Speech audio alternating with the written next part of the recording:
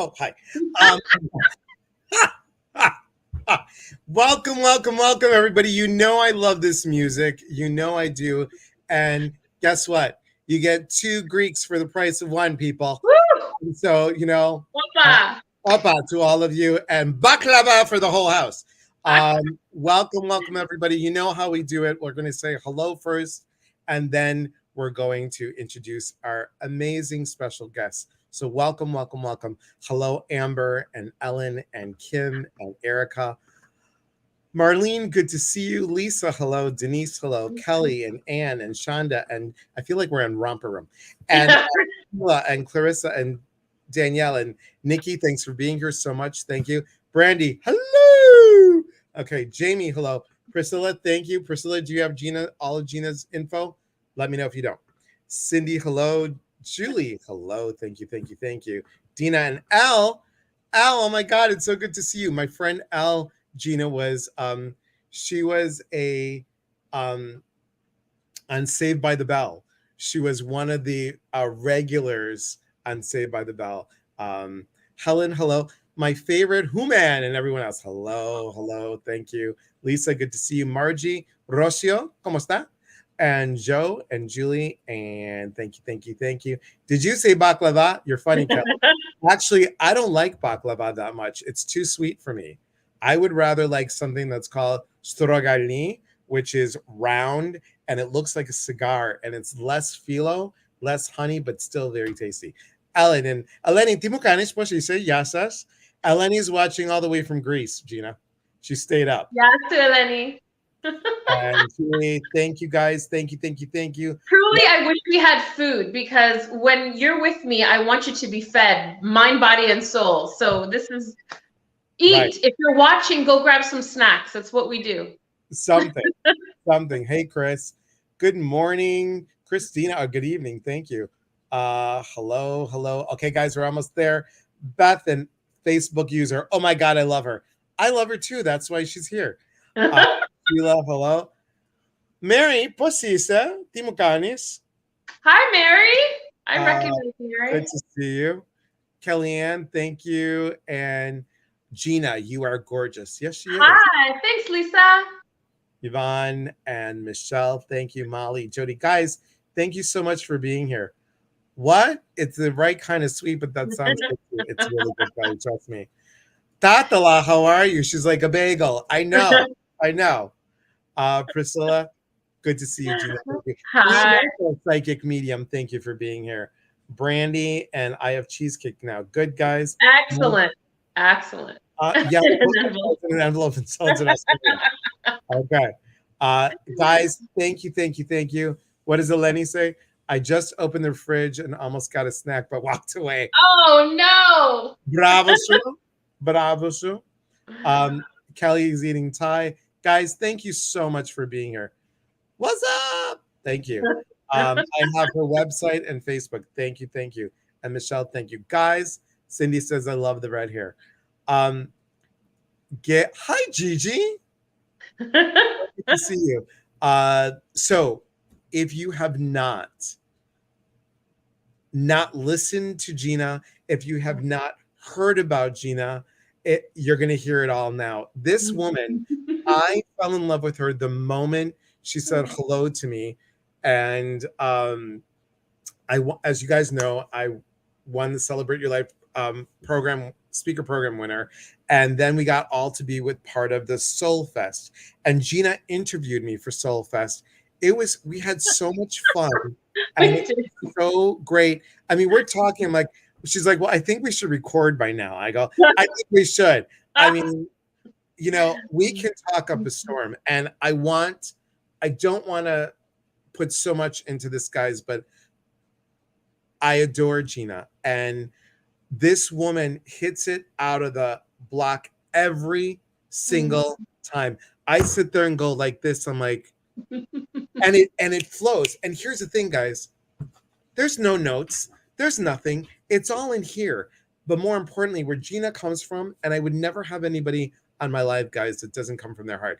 This pours from her heart like syrup, you guys. It is just, think of golden syrup. And it's all food related. It's always food related. When I tell them, when I do mediumship, I'm like, they're showing me, did she ever like shred that? And they're like, it's always food with you. I'm like, have you just met me? Right? Awesome. I'm excited. Thank you for having me here. Hi. Thank you. Thanks. I can't read Greek. Ise kukla. Okay. Yeah. Thank you. Nikki says, I watched your video the other day. Oh my God, so empowering. Amazing. Thank you. What are we talking about today? I'm so excited. Let's jump in. We're talking about communicating with self, because communicating to self is the number one thing that what we hear ourselves say, or what we think other people hear us say, is so important. And, you know, you started this Too Much Woman movement. And do you mind talking about this really briefly? Then we can go into what we're talking. Yeah. What do you want to talk about? You want to talk about the movement? How did you start the movement? Totally by accident. So here's what happens. I've been a speaker for over 25 years, and I talk about empowerment and conscious communication and all these wonderful things. And then about 4.5 years ago, I was invited to speak at an event, and I had a speech written. It was actually called My Big Fat Greek Body. I don't know if I ever told you this. I had a speech written. No. Yeah. And 2 days before the event, I was sitting down trying to like memorize pieces of it. And I had this like flush. It was like a hot flash, ladies, if you know what I'm talking about. I had like a hot flash, and I had this knowing that I had to rewrite my speech. And I was talking to myself, as we do. I'm like, self, it's 2 days before this event. You don't have time to rewrite a speech. And I'm like, girl, listen, you have to rewrite this speech. Long story short, I rewrote it. And this speech called The Too Much Woman literally just erupted. It's like I vomited on the page. It was downloaded. It came really, really quickly. Long story short, did the speech. It went on Facebook and went uber viral to 50 million overnight.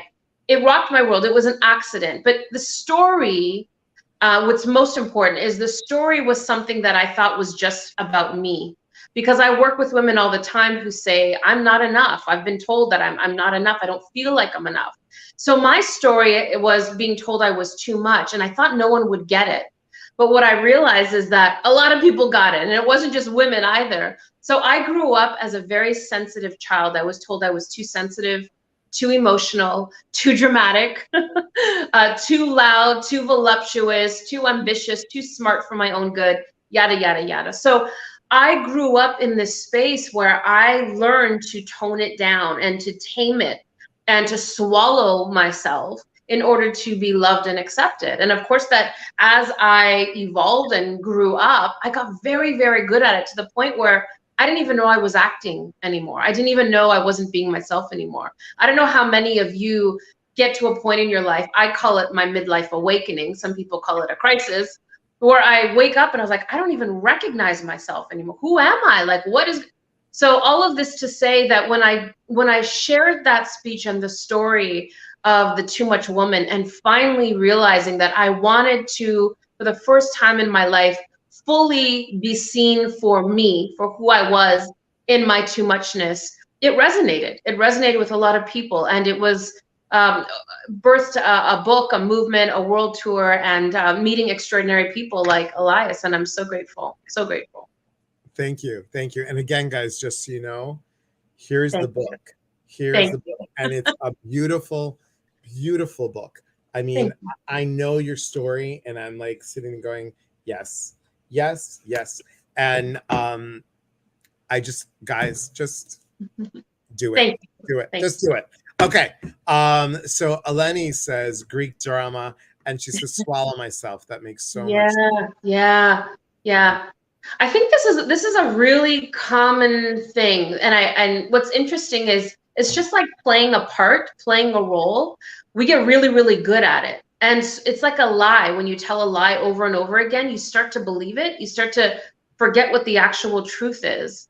And there's a lot of people that I work with on a daily basis who feel out of integrity with themselves. They just feel something's off. Maybe they have a lot of good things in their life and they're not happy. And so that's really what we're talking about today. We're talking about the ways that we communicate with ourselves and how, if we're feeling like something is off, how to get back on track.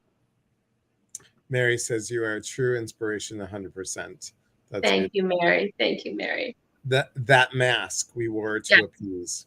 Yeah, we sure do. And hey, listen, let's not make it wrong. I'm not about making it wrong. There's nothing bad about what we've done. What we did was really smart to survive.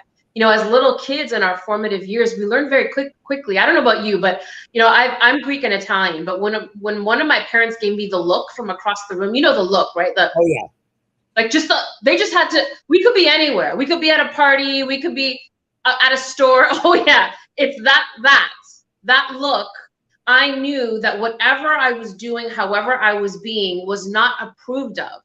And so what we start to do is we start to shape shift like a chameleon, and we start to change. We're going to cut a little bit here. We're going to sculpt a little bit there, shave a little bit off there. And so we become these people who aren't really showing up as ourselves. And it's not a bad thing. We do it to protect ourselves. We do it for love. I mean, there's nothing really wrong with that, except at some point in our life, what starts to happen is the mask starts to fall, and we realize we may not be seen or be loved for who we really are. And that is petrifying. That's devastating. That's anxiety reducing. So we want to be done with that. We want to be done with that. And how do we talk to ourselves in a way that is inviting to ourselves, inviting to others, and allowing our voice to be heard? Yes.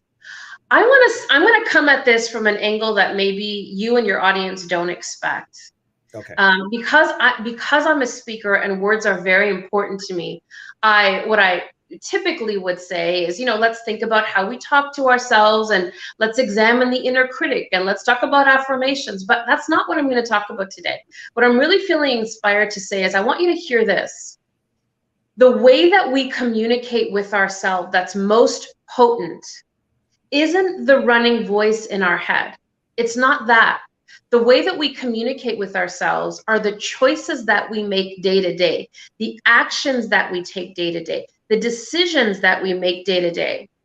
The way that we live our lives is how we communicate the strongest to ourselves. Let me give you an example, because it sounds kind of like woo, okay? So for example, if I am abandoning myself, meaning I feel upset with someone, but I bite my tongue. I feel really sad about something, but I tell everybody I'm okay. If I have a strong opinion about something, but I don't want to upset anybody. If I have a desire or a dream or an ambition or something I really want to do, but I don't pursue it. All of these are examples of self-abandonment. And what we communicate to ourselves when we squash or suppress what's true for us is the biggest way that we communicate with ourselves. Because what we're telling ourselves is who you are, what you need, what you want isn't important. And so far greater than the words going on in our head, it's the actions that we take, because we break our own hearts day after day after day. We break our own hearts. And by breaking our own hearts, we break our self-trust. And when we break our self-trust, our self-esteem goes down. And when our self-esteem goes down, how can we show up in the world giving the gifts, loving the people we want to love, finding the romance or the partners we want to find? I mean, how can we do anything if we aren't fully honoring ourselves? Mm-hmm. That's the biggest leap. Is this landing for anybody? Julie says, I have hidden under my weight since I was a child. I was a victim of sexual abuse. I gained weight to make myself unattractive to people. Here I am at soon to be 50 and still still buried. Yeah, Julie, I just want to hold space for that because I resonate so deeply. But what I want to say to you, Julie, if I could just look at Julie and whoever this message is for right now, I want to say this to the heart of you. So if you, Julie, are watching this right now, just put your hand on your heart so that it actually lands, because I want it to land right in your heart space. I want you to hear this. Let's not make you wrong for doing what you are doing to protect yourself. Let's make it right. And what I mean by that is your body system, your ecosystem has figured out a way to keep you safe.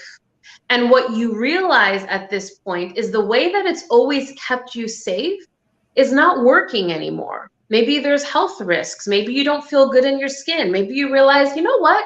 I've been doing this all along because it's kept me safe, but I want to try another way. So rather than fragment ourselves and communicate to ourselves that we're wrong, what's wrong with me, why can't I? Let's send a little bit of love to that part of us that is trying so hard to keep us safe, and let it know that we're going to figure out a different way, a way that is kinder, more compassionate, more loving, and feels better for ourselves.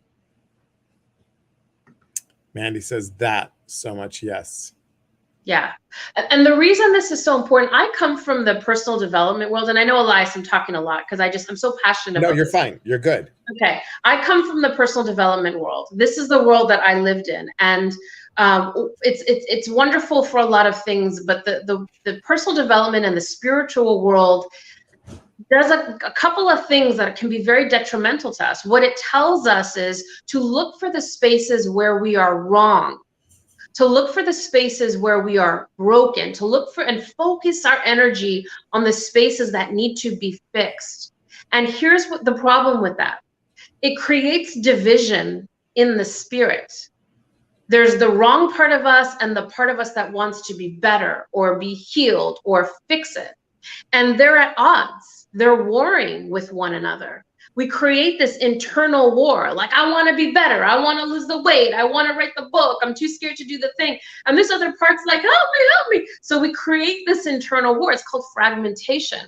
So what healing actually literally means is wholeness. So think about it this way. We want to take all the parts of ourselves, collect all the parts of ourselves, pull it back together and make it whole. Make it all okay, accept all the parts of us. That's what we really want to communicate to ourselves. Not this part is wrong or needs to go or needs to change. We want to pull it all closer. And that's really how we shift into anything, is not resistance, but bringing it closer. Because as you know, what we resist persists, right? Right. Is this landing? Yeah. And I told people the other day, I'm like, what stops us blocks us.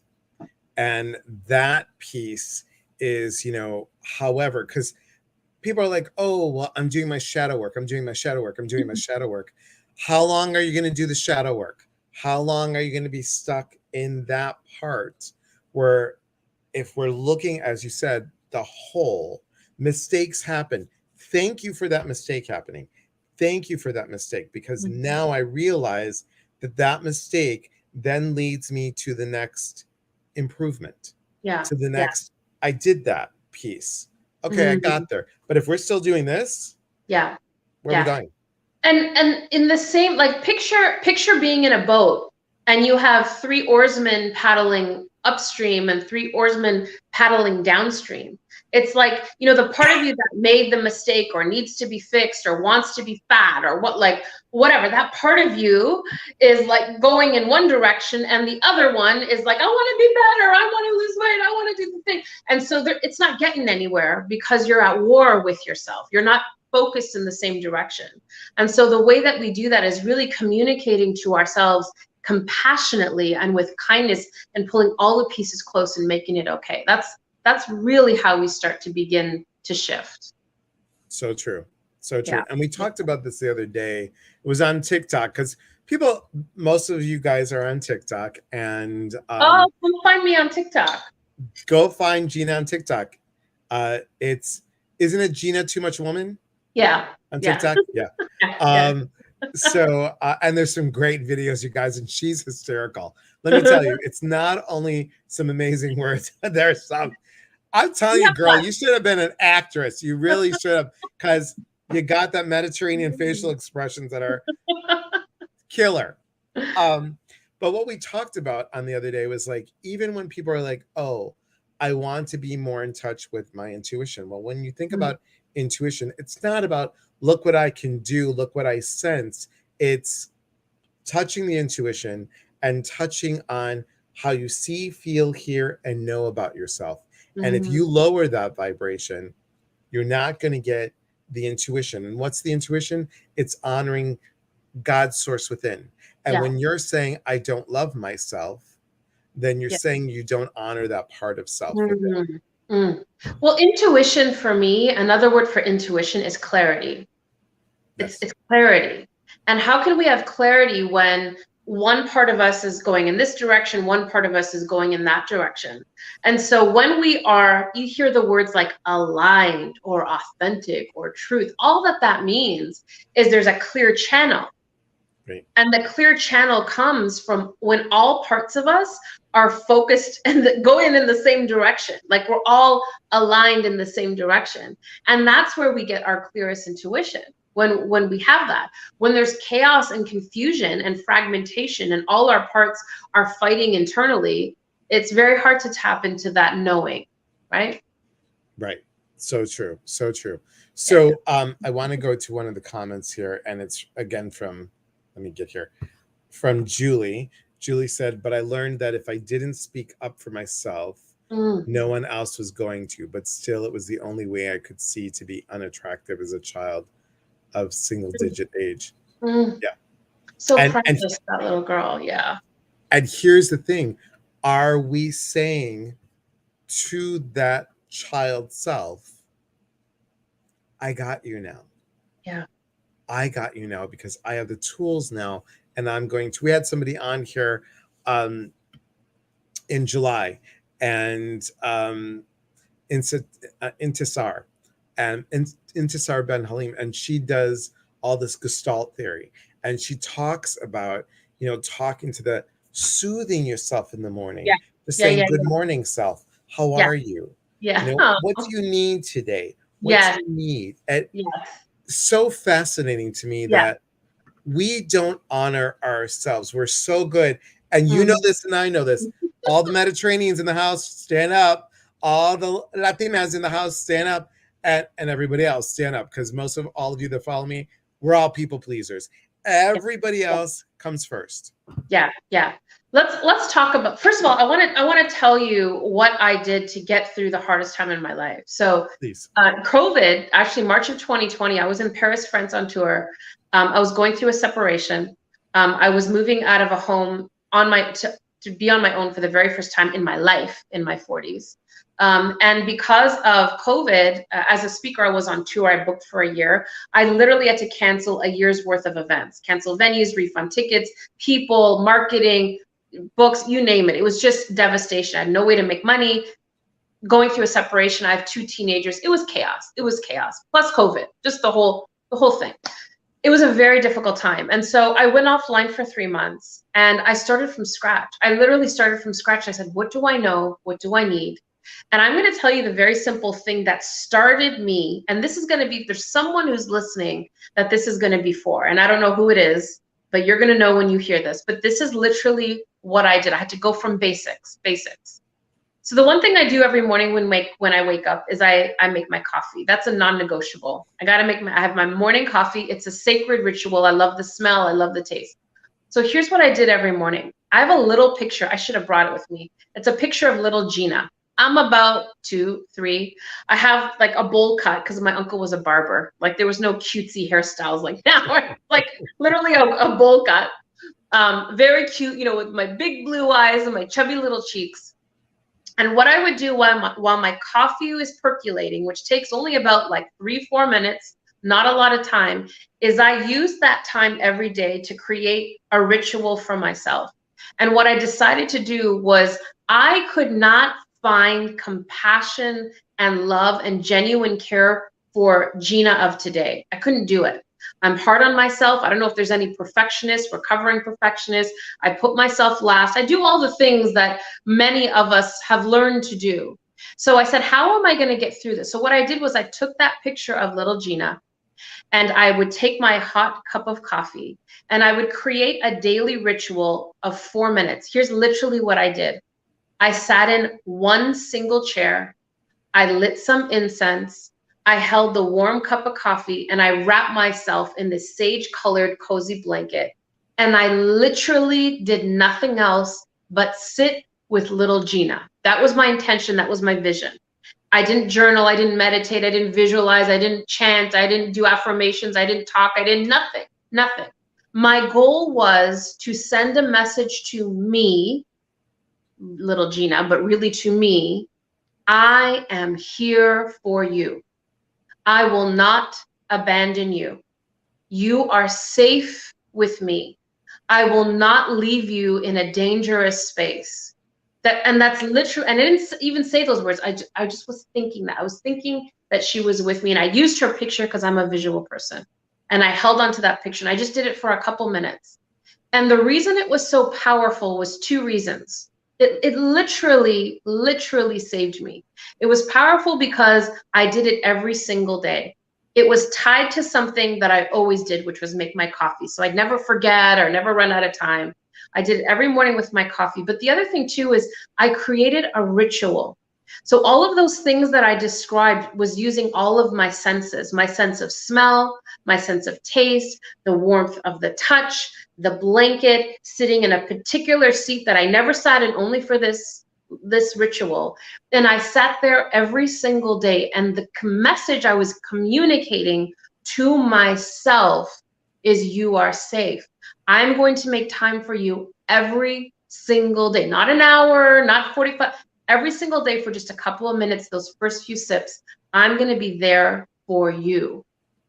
And in the beginning, nothing profound happened. I didn't feel anything, but over time, slowly, I started to feel this calmness, this self-assuredness, because that's what I was doing. I was healing that fragmented part of me.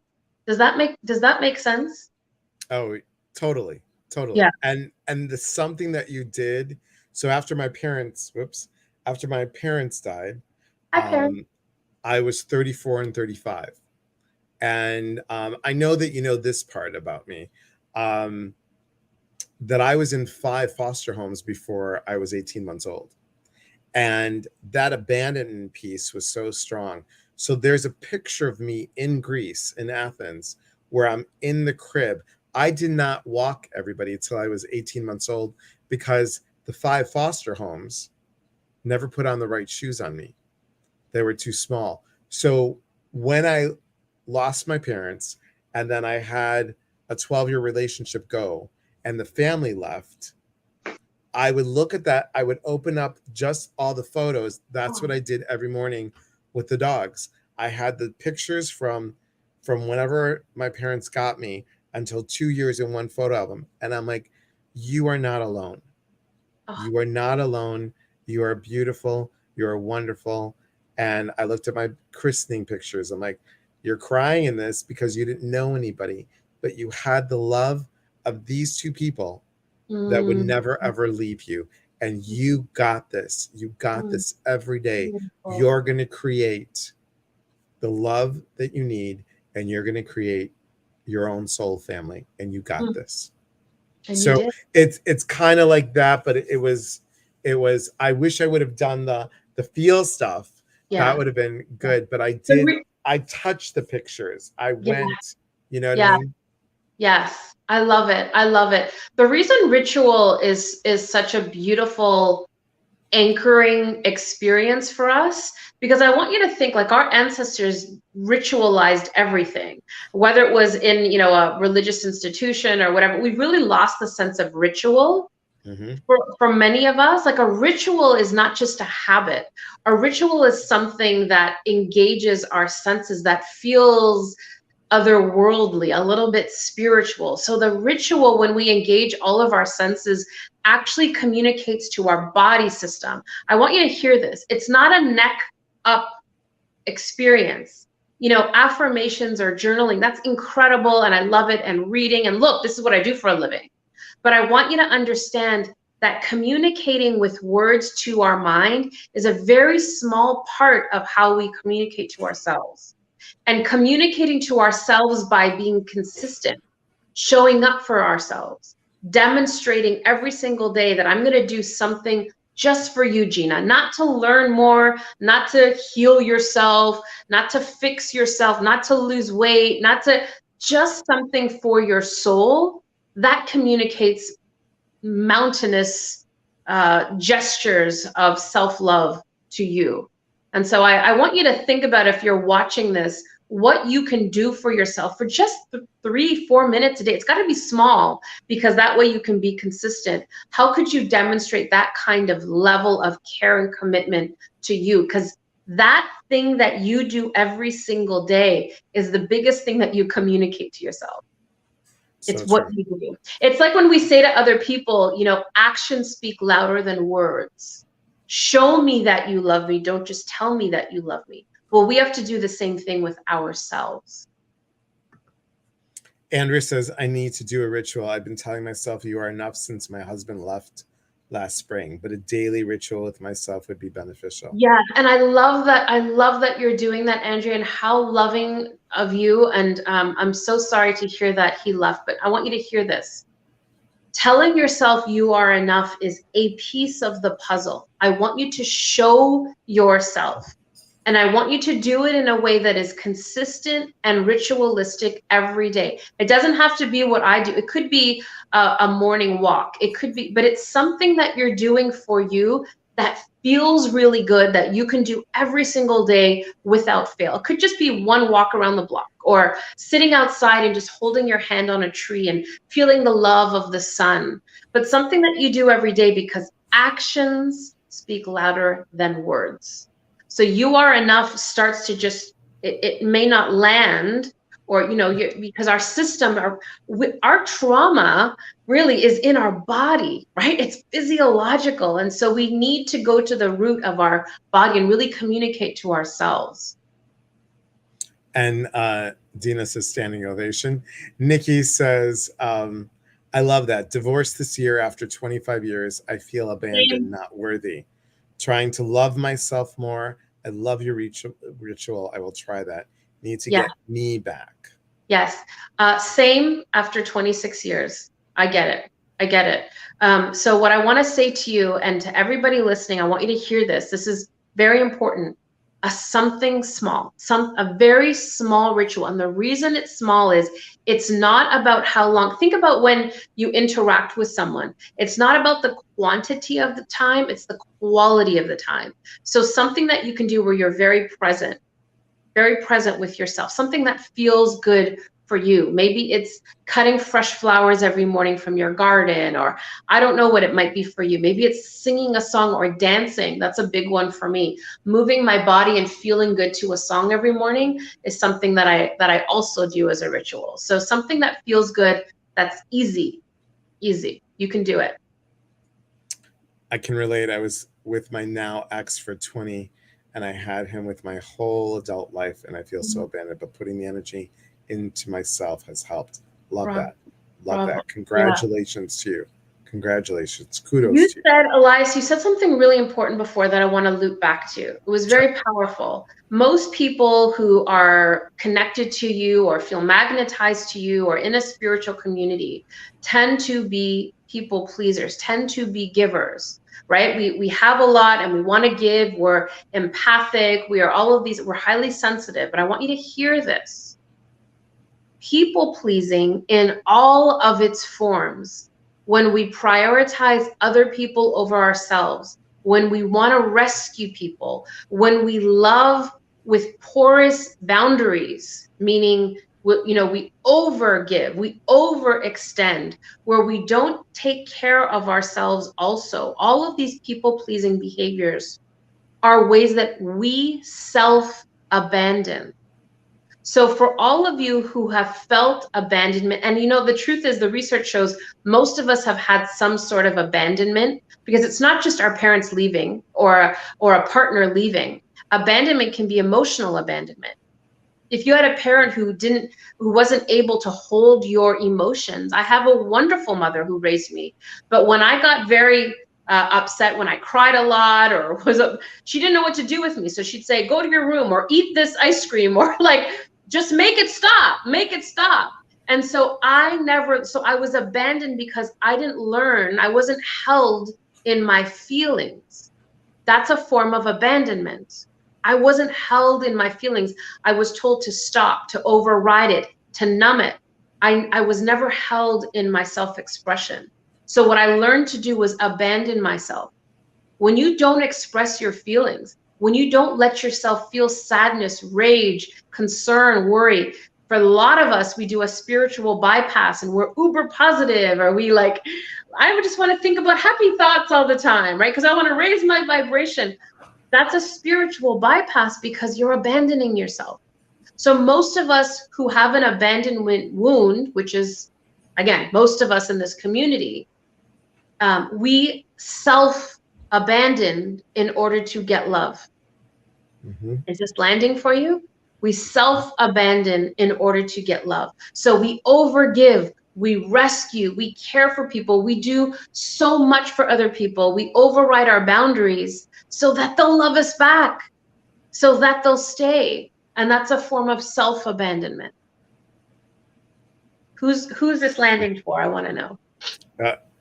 You got a lot here. Yep, exactly. Yep, I've experienced that emotional abandonment. Julie once again says, that is my job, to people please. I just recently had to close my business for a few reasons, but it took a month to take a break, and people kept contacting me and didn't get much relief. I feel guilty for putting myself first. Yeah. Can I just say something to Julia or to all of you about that? I want to give you a different frame, because a lot of people are like, it's so hard to put myself first. I feel guilty. I feel guilty. Loving yourself, I want you to hear this. Loving yourself is about putting yourself first. That doesn't mean you have to love yourself the most or more than anybody else. It means you have to love yourself first. So if you have children, if you have a spouse, if you have parents, if you have a community that you care for, it's very hard for people to feel like, I love my kids more than myself. I love my partner more. Okay, that's fine, but love yourself first. And that's going to give you a little bit of a different perspective. And that's why I create a morning ritual. I start with filling my cup and I serve from the overflow. So true.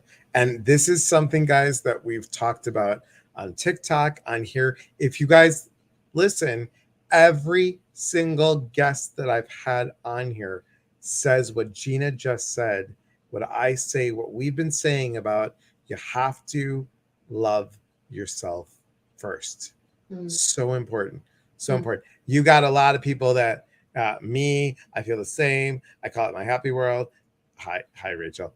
I abandon myself daily. I live with a narcissistic husband. Yeah. So here's what I want to say to you. I want to say to you that for those of you, and look, we abandon ourselves in so many ways. We don't feel our feelings. We have super high standards for ourselves. We're perfectionists. We don't allow ourselves to celebrate the wins. There's so many ways that we abandon. We say sorry all the time. We apologize for breathing, for existing, for wanting, for having desires. We like all of the ways that we abandon ourselves. I want you to hear this. Okay? Take a moment, breathe this in. This is not a switch that we're going to flip. What you're going to do is you're going to practice the being the person who does not abandon themselves 5 minutes a day. You're going to practice in baby steps, because your identity, who you think you are, and somebody said, that's my job. I'm a people pleaser. That's identity. Who you think you are is the most powerful driving force in your life. It dictates all your behaviors. So the way to change who we think we are, our identity, is what we do every day. If I read every day, I'm a reader. If I run every day, I'm a runner. Who are we kidding? I'm not a runner. But if I sing every day, I'm a singer. If I read one book, I'm not a reader. If I sing one song, I'm not a singer. So what you do every single day becomes who you are, becomes your identity. So if you, who's watching this, decides that for 5 minutes every day, you are going to practice committing to yourself, which is the opposite of abandoning, is being present, committing to yourself, suddenly that old story that I abandoned myself, that I'm a people pleaser, starts to crumble, because those 5 minutes a day, you are a different person. And then we start to grow that, we start to expand that. So I want you to create a ritual where you're not abandoning yourself. Start with 5 minutes a day. Linda says, wow, that makes so much sense. Sounds so easy. It's easy because it's 4 or 5 minutes a day. 4 or 5 minutes, that's where you're going to start. But you're going to start to see the shift. Small steps. I had to fake it until I believed the self-compassion I spoke. Eliza's helped me tremendously to do my meditation and think of me first. I take it one day at a time. I know I will never change him for his voice. Thank you. I truly believe he. Oh, thanks so much, Jamie. That's very sweet of you. Thank you, my friend. Sometimes feels easier than having to deal with consequences for not doing other people's things first. They don't like your boundaries. Sheila, amen to that. That is so true. It's easier to pacify everyone until it's not. See, so true. Until it's not. Until the consequences start to balance themselves out in the form of an illness, in the form of anxiety, in the form of depression, in the form of regret, in the form of sleepless nights. So there's a place where it's like, you know what? It's just easier to just shut my needs down and make them happy.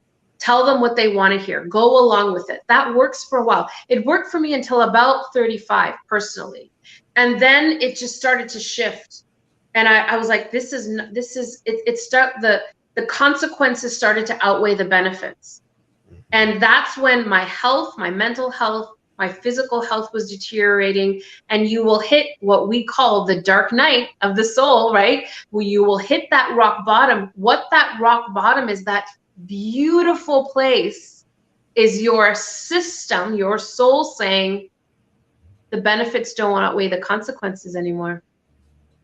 Enough.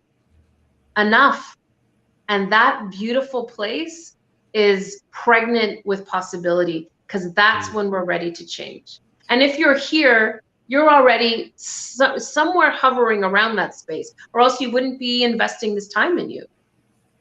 You wouldn't do it. Phyllis says, you are talking directly to me. This is my life. I'm talking to you, Phyllis. Awesome. Astrid says, yes. Astrid. Yes. And that's why, guys, when I say to you, and when anyone else that I bring to you says stuff, it's because we are passionate about movement, and the movement that has to come from in here.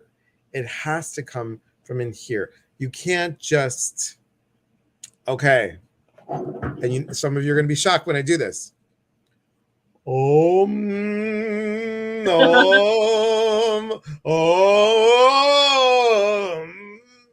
Yes, you can, but it's not just the crystal. You should see me on TikTok, Gina. I'm like, I gotta go find you. I go ahead and I go all out. The one that kills me, I'm gonna sidestep for a second. The one that kills me is when they're like, I will help you find your twin torch, your twin flame. And when I light this candle, and then I'm like, oh, people, you got to be kidding. So it just kills me. So I know we're running close to our time.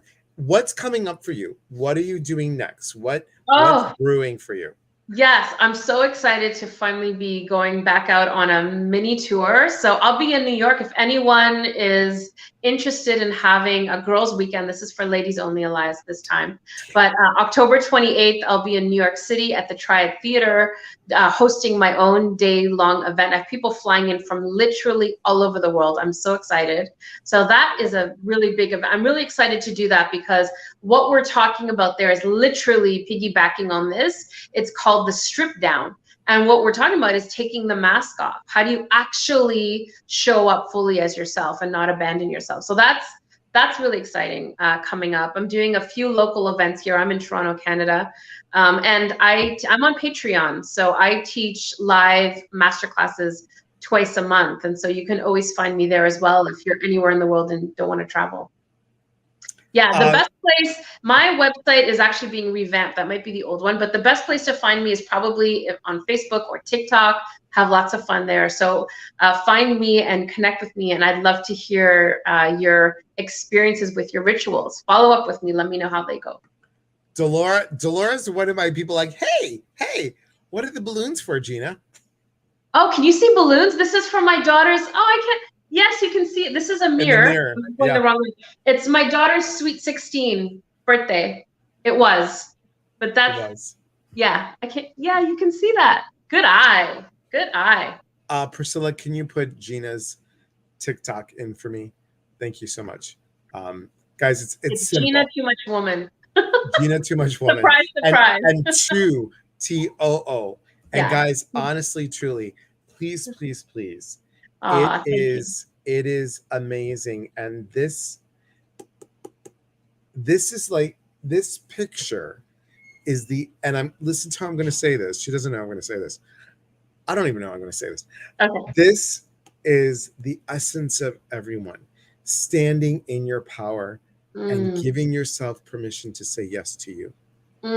It's that, yes, that beautiful. This is all of us. When it's all of us, and she's standing up to saying yes. It's that easy. Lisa says, thank you. Be blessed. I'm so very happy that we crossed paths, all of you. Thank you for investing in yourself, because I know that after this call, the ripples go out, right?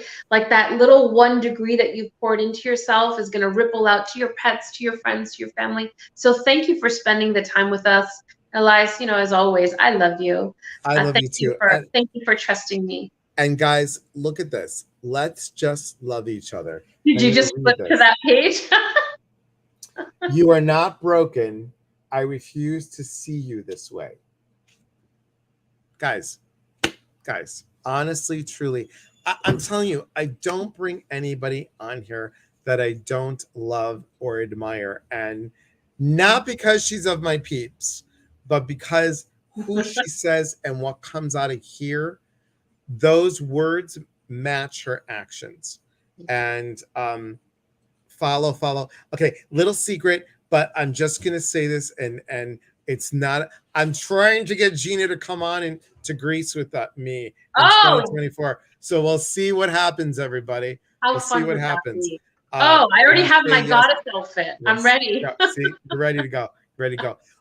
So everyone, first of all, thank you, Gina. Can you hold for a moment? Just 1 minute.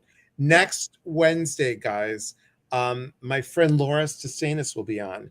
And Laura's done everything. She's a pharmacist. She makes stained glass. She's done everything. She just made these Sacred Attunement Oracle cards. Wow. She's made her own cards. And here's the thing. No directions.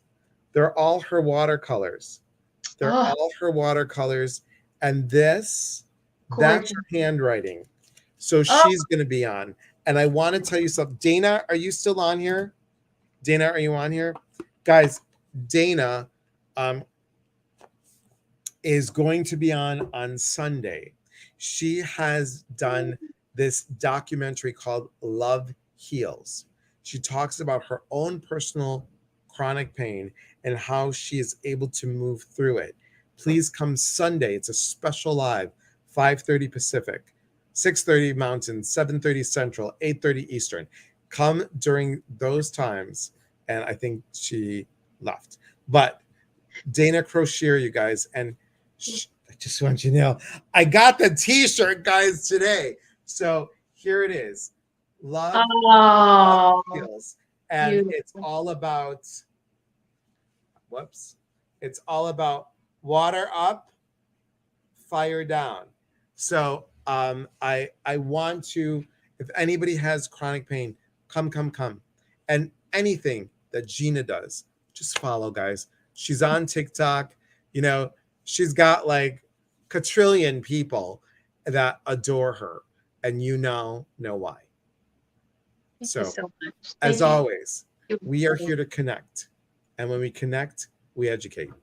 And when we educate, we grow. From our hearts to yours, thanks, everybody. Gina, hold that thought for a second. Thanks for being here, and we'll see you soon. Take care, everyone. Bye, everybody.